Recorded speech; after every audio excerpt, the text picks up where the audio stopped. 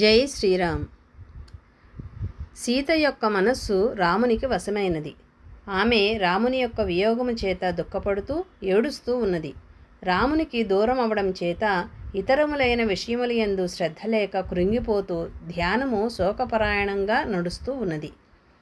ఆమె దుఃఖానికి అంతం అగుపడటం లేదు. ఆమె రామభక్తికి ఇది తార్కాణము. రాముణ్ణి అనుసరించుకుని ఉండటమే ఆమె వ్రతము. జీవాత్మ పరమాత్మని అనుసరించి ఉండటమే, దైవాన్ని అనుసరించి ఉండటమే. అనన్యా చింతయం తోమాం అని శ్రీకృష్ణుడు చెప్పినట్లుగా, సమస్త వాంగ్మయము, భారతీయ వాంగ్మయము చెప్పినట్లుగా దైవపరంగా జీవించడం అనేటువంటిది జీవుని యొక్క ముఖ్యమైన కర్తవ్యము. అలా ఉన్నటువంటి ఆమె అశోకవన పరిసరాలకు తగినట్లుగా లేదు. అశోకవనం చాలా సుందరంగా ఉంది.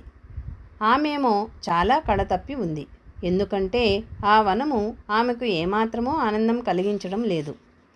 మన సమస్యలన్నీ పరిష్కరింపబడి మనకన్నీ బాగుంటే మనకు చుట్టూ ఉండే విషయాలే చాలా ఆనందం కలిగిస్తూ ఉంటాయి. ఇల్లు, వాకిలి, కుటుంబము, బంధుజనులు, మిత్రులు, సంఘము అందరూ మనల్ని ఆదరిస్తున్నారనుకోండి, అన్ని రకాలుగా బాగున్నాయనుకోండి, అక్కడే ఉంటాం మనం. మరి దైవం ఎందుకు? సమస్య కలిగినప్పుడు దైవం కదా. ఇక్కడ అంతా బాగుంది.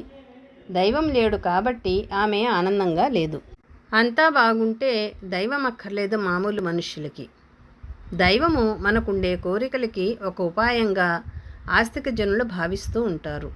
సీతాదేవి జీవాత్మగా అనన్యా చింతయం తోమాం అన్నట్లుగా రాముని అనగా పరమాత్మని ధ్యానిస్తూ ఉంది. లంకలో అన్నీ ఉన్నా దైవం లేడు. ఆ వనము ఆమెకు ఏమాత్రమూ ఆనందము కలిగించలేదు. జై శ్రీరామ్.